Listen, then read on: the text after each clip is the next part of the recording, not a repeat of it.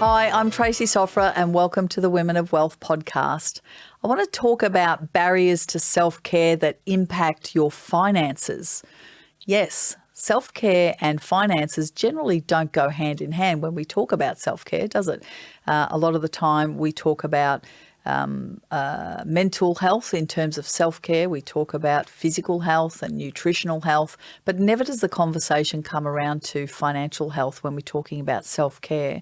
And in this podcast episode, I want to talk about 6 barriers to self-care that could impact your finances. And we all know the importance, obviously, of self-care, but did you know that there are these particular barriers that I'm about to share with you and that they affect your well-being and finances as well as your mental and your physical health too? Yeah, that's a big, bold statement, but it is in fact very true. Being aware of common barriers to self-care that impact your finances can actually help you live a better and more financially stable life. And in this podcast, I'm going to reveal these simple ways that you can build financial self-care into your well-being routine. But first, let's go over what are the actual barriers. Let's talk about these barriers. There are 6 barriers to self-care that can affect your money. So before you start taking care of your financial health, it's important to actually figure out which barriers of self-care affect you the most.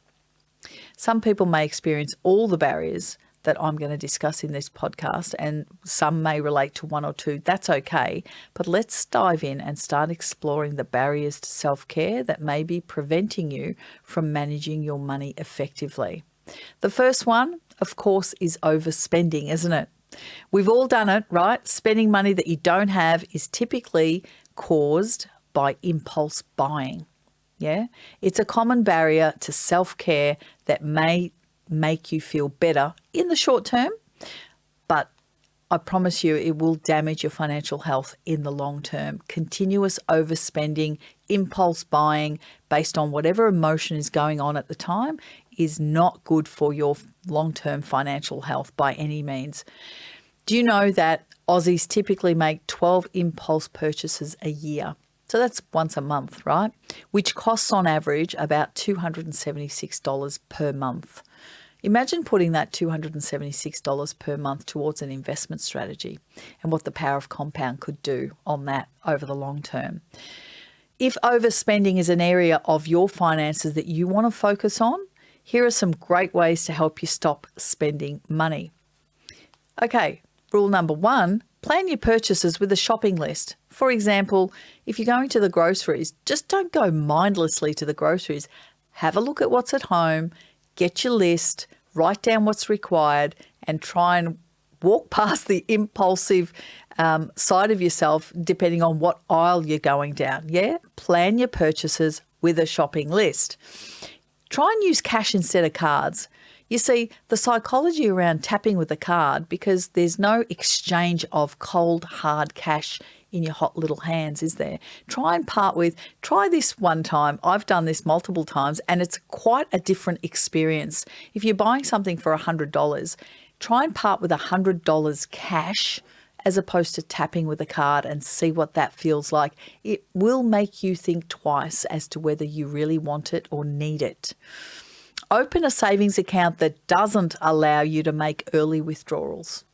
Open accounts that you just can't access with, the flexi tellers on the wall or allows you to tap. And also, here's one thing that I've taught my kids: wait 24 hours before deciding on big purchases. Stop and think about it, and stop and question the intention behind it, and stop and think why and where is that emotion coming from. Number 2, emotional decision making. Yes, we are emotional creatures. We are not logical creatures that are emotional. We are emotional creatures that are logical. It's the other way around. A bad mood or a stressful day at work can lead to bad financial decisions that are made to try and cheer you up. That is not cheering you up. That is not serving you. That is actually depleting your wealth over the long term. The little bits do add up. So you may think that retail therapy is harmless, but that rush of satisfaction you feel after buying something on impulse that's soon going to wear off. It does every single time. And what does it leave you feeling like? God, I wish I didn't do that. Leaves you feeling like rubbish, right? Add to this the stresses and worries of debt if you're overspending, and if you're in a worse financial position than before, it's just only going to get worse. If you're doing it on credit, that's going to compound it even more.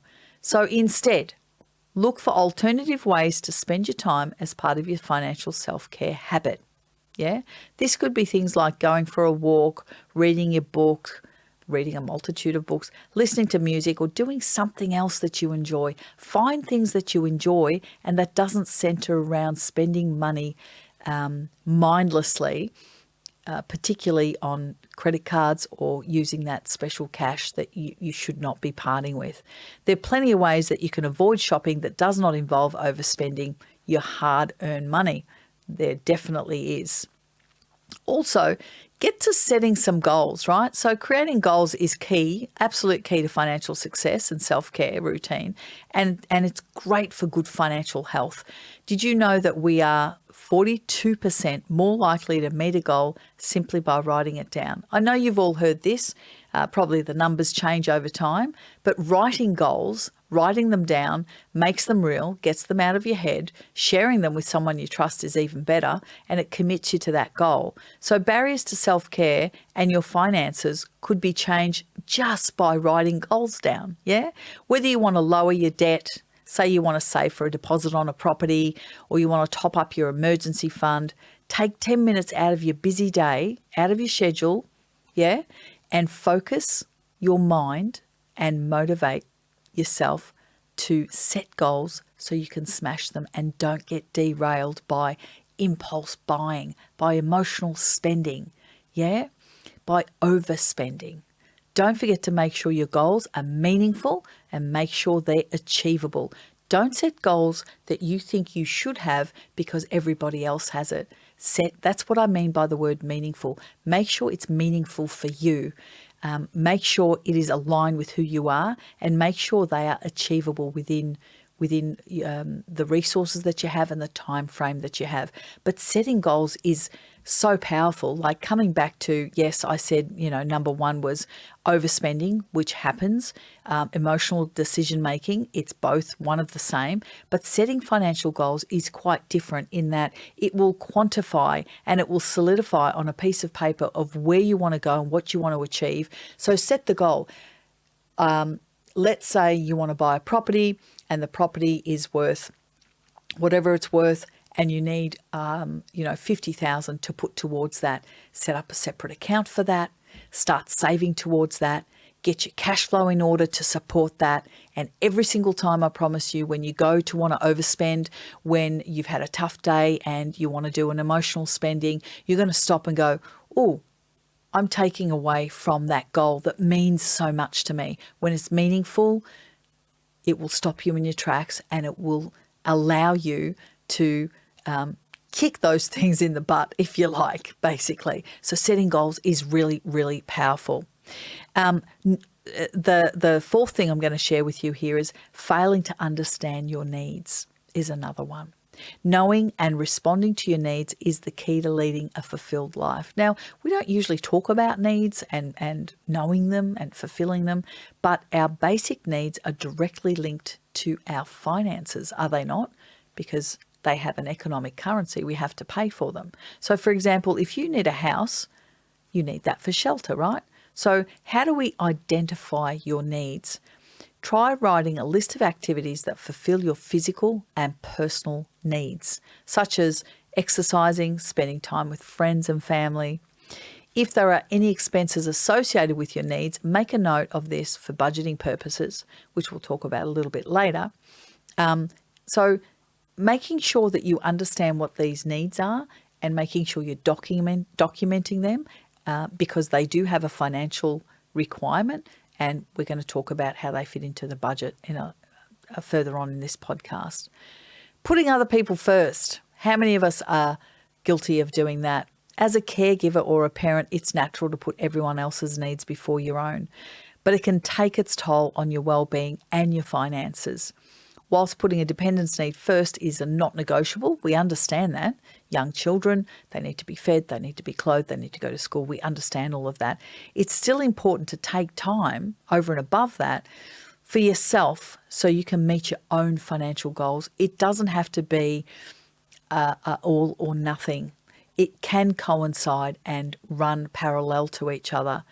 So making sure that you're looking after your own financial goals, this could be as simple as treating yourself, to making sure that you're investing for your future, making sure that you're putting away enough money for that well-earned holiday, making sure that you're looking after yourself at the same time. The essential thing is that you take the time to meet your own financial needs. I see a lot of clients who continuously want to give, this is a situation with their adult kids. The parents aren't in the best financial position. They're retirees, and whatever amount of money that they've got themselves, that's all they're ever going to have, because they're no longer working and adding to this nest egg that they've got. They're simply living off it. And I see time and time again where these parents want to continuously help their children, but I have to remind them, I have to sober them up and say, your children, I understand, I'm a mother, but your resources are limited. And at what cost are you going to help those kids at your detriment? So you've got to stop and think before you act. The kids have got their whole lives ahead of them. They can build wealth, but you can't anymore. So make sure you're taking care of your own financial needs. And that's just another example that I wanted to share with you. How about too many commitments? Yeah? Do you want to inspect your schedule and identify barriers to self-care and finances that are costing you more than you can afford? So have a look at your budget. Have a look at that. There's only so much that you can do time-wise and financially. So don't put unnecessary pressure on yourself to do everything. Yeah, it could be regular dinners with your friends or family, or a long-forgotten monthly subscription that keeps coming through your mailbox. How many of us have signed up to so many different subscriptions? Disney Plus, Binge, what's the other one? Stan, Netflix, and the list goes on. And the kids want to watch one movie and they subscribe for the short term, the freebie time on Stan, and then it's forgotten. And then you looked at your statement 3 months later and they've charged you for the last 3 months. These things happen all the time. Be mindful of that. And remember that it's all right to say no to things. It is absolutely okay to do that. So how to practice good financial health, financial self-care. Yeah. So now you know what the barriers are to self-care that you could be facing, those particular barriers.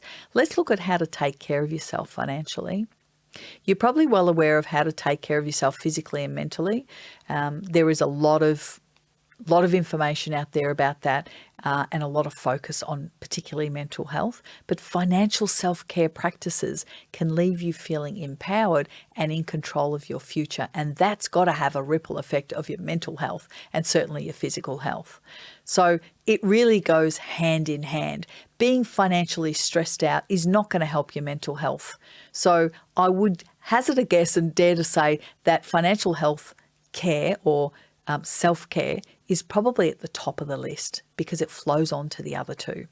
So first and foremost, set meaningful, achievable goals. Setting financial goals will give you something to aim for, which is a proven self-care technique, by the way, that allows you to effectively direct and plan your life, doesn't it? I love goals. Having a goal will also motivate you to save more or stop overspending in areas, definitely, as we've mentioned before.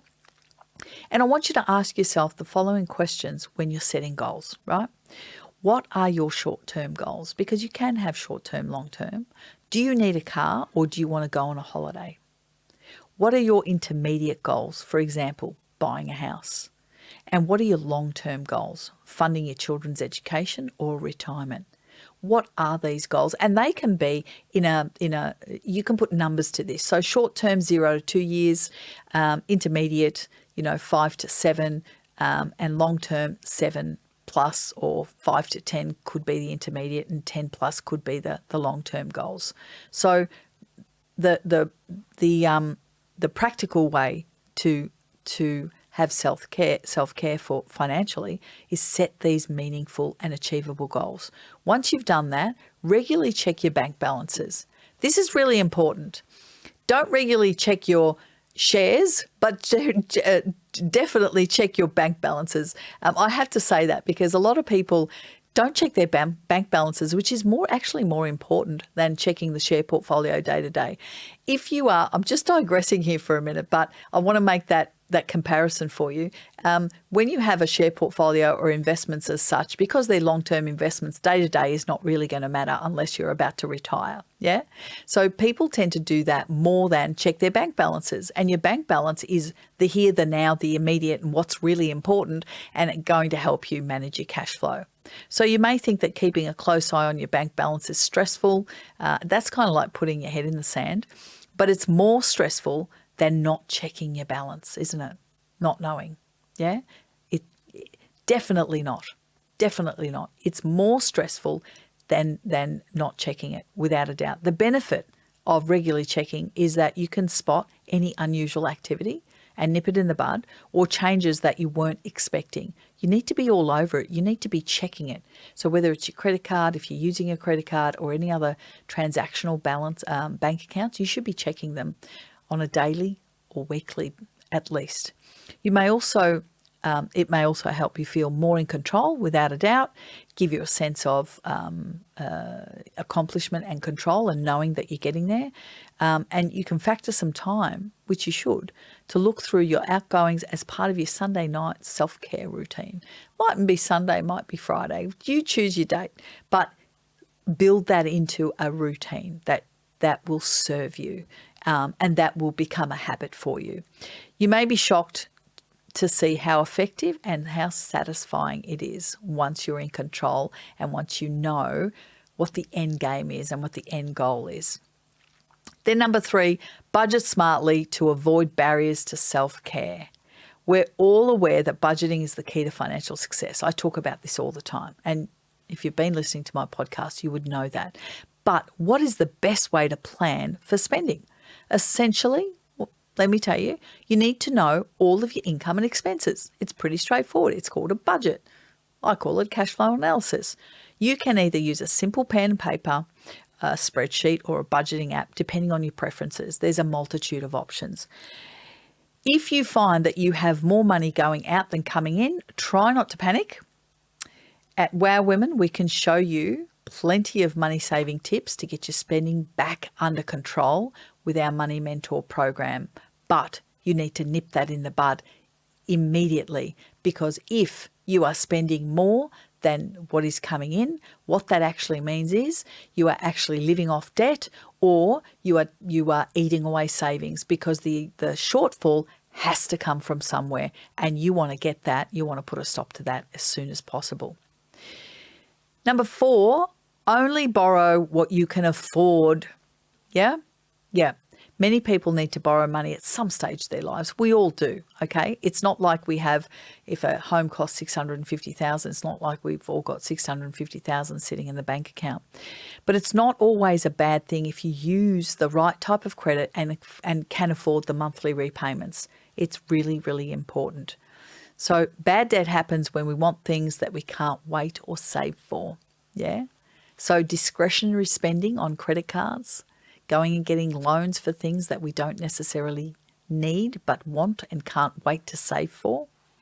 So you're spending money you don't have, and that is a dangerous position to be in. However, it's important to consider the consequences of borrowing money, a lower credit score, higher outgoings, and the interest of the loan. And, compound works in reverse. Compound works really well when you're saving and putting money away, but it also works in reverse with debt, and it compounds and grows bigger as well in the negative, which goes against you. So next time you reach for that credit card, ask yourself if you can actually afford it without borrowing, because credit cards are borrowed monies. Just remember that, unless you're using a debit card, of course. Number 5, talk about your finances and barriers to self-care.